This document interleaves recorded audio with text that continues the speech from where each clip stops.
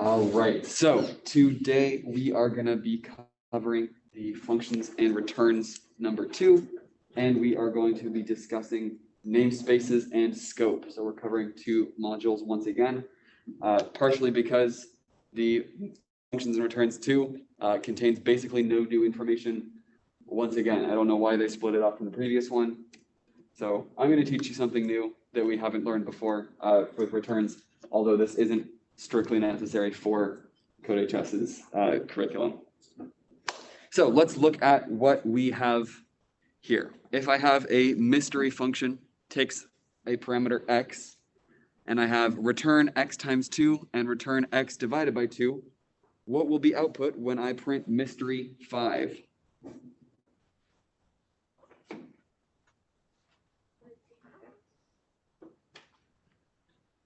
So could it be 5? So x is going to have the value of 5 in it, right? So if I'm returning x times 2 and returning x divided by 2, is it possible for both of those returns to run? It's only possible for the top one to run, because as soon as we return a value, our function is going to end. So this function this return might as well not exist.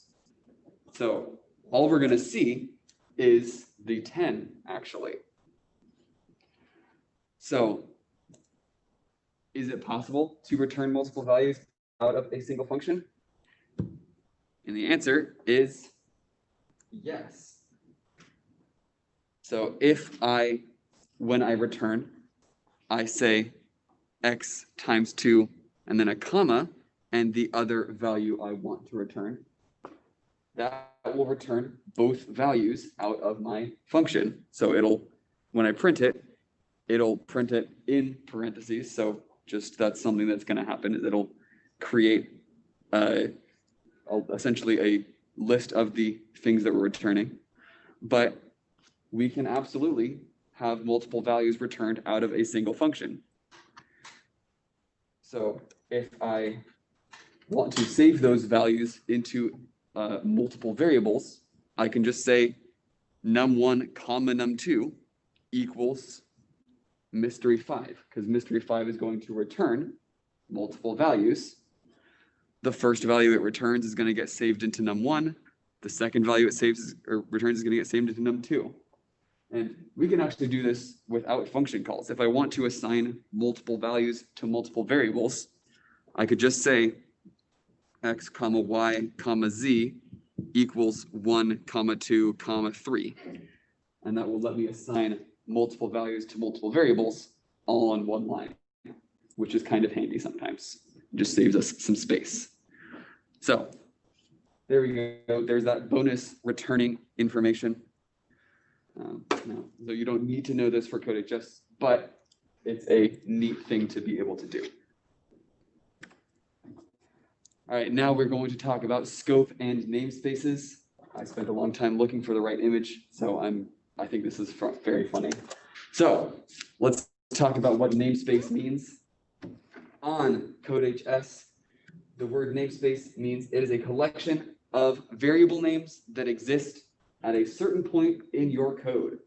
Names don't exist throughout the entire program. They only exist within a certain namespace. And scope is going to refer to where a variable exists within a program. And if a variable doesn't exist at a certain place, it will be called, it says out of scope. So a variable's scope is going to determine which namespace that variable exists within. So let's think about this in more real terms. So namespace is essentially some box where a variable's name is going to exist. The biggest box in our program is the everywhere box, the global box. Every variable within the global box can be seen anywhere in your program. And those variables, the global box, the everywhere box, those are global variables. Anytime you make a function, you're creating a new box. And that box is the box for that function. So it's with that box's namespace. So any variables that you make inside that function are going to live in that namespace. Those variables within that namespace are local to that function. So let's do a demonstration so this makes a little bit more sense. I have a variable x equals 5. I have a function called def change x. It says x equals 10, print x. Outside of my function, I am printing x, calling change x, and printing x again. So what do we think, as a guess, what do we think is going to be printed in this program? We have 3 print statements. So what is our first print going to give us?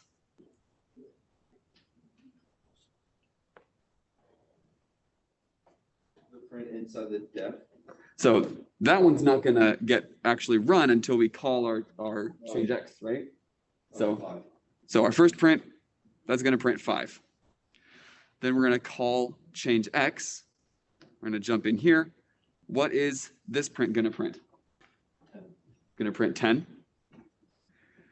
All right, and then our last print, the trickiest print, which x, or what is this third print x going to print? All right, I have a guess for 5. Anyone think it will print something else?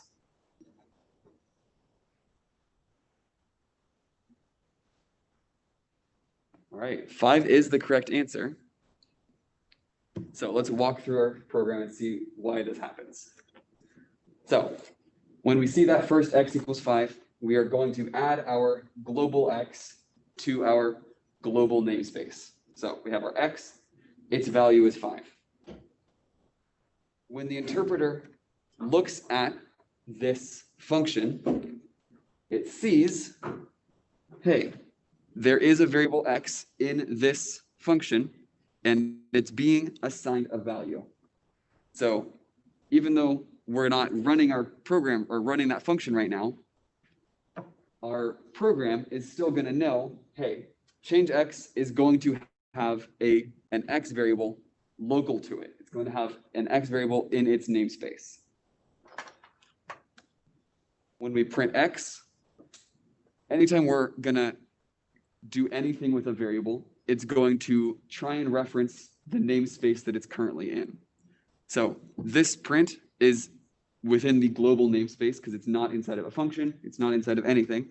So it's going to grab its global x. It's going to print 5. When I call change x, we're going to jump up in here.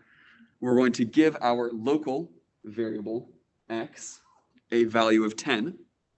So we have our global x and we have our local x. Local x has a value of 10. Global x, completely unaffected, still has a value of 5.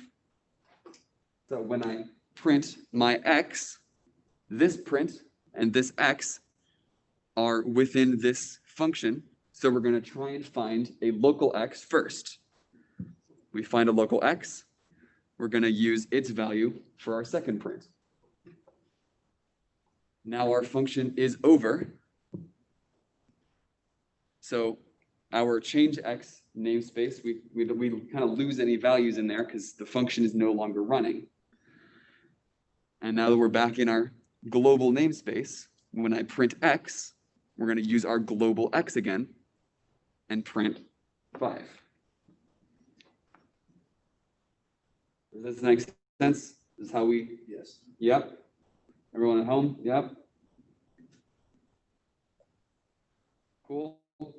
Cool. Cool. All right. So something to note about scope is any variable that is in the global namespace is visible from every other namespace. It's not true the other way around. So the global namespace can't see into other namespaces. But like if I'm inside of a function, I can see out into the global namespace. So only when a variable is edited does a new variable get created inside our function's namespace. So in this code, we've got our x equals 5. We've got our global x.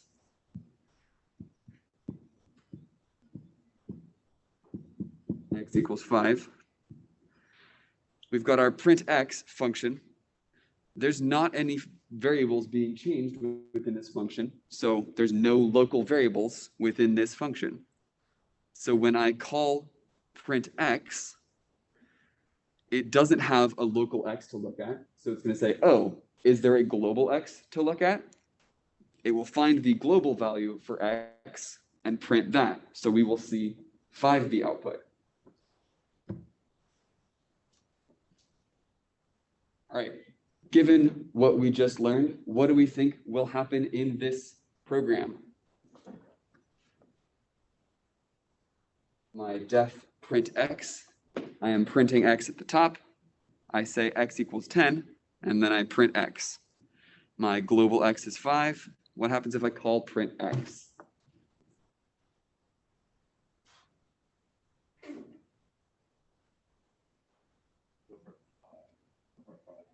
Wait. Oh, never mind. Go print 10. So we have 2 prints. 5 and then 10. So we think it'll print 5 and then 10? Is that the consensus? That's what I was thinking. All right, so what's actually going to happen is we are going to get an error. Our error is going to say local variable x referenced before assignment. And this is because when the interpreter read through our print x function, it sees, hey, x equals 10. We're going to have a local x in this function. So even though right here, we don't have a value within that local x, our program still knows that there is a local x in this function. So we're getting an error saying, hey, you haven't given a value to your local variable x. This isn't going to work. So even though we haven't given our local x a value, since there is an x in the namespace, we're not going to reference the global x. As long as we can find that variable in my namespace, we're going to stop looking there. If it doesn't have a value, we're going to cause an error. So if we wanted to fix this, we could move that up there, or alternatively, we could pass x as a parameter to our function so that we would actually have access to it from the beginning of our function. Does that make sense? And another note about parameters. Parameters are going to be local variables within our function's namespace. We're going to initialize them with the value that we pass, but any changes that happen to our parameters are not going to affect the local variable or the global variable. So just something to remember about parameters and how that works. All right, that all clear? Make sense? All right, that is our lesson for today.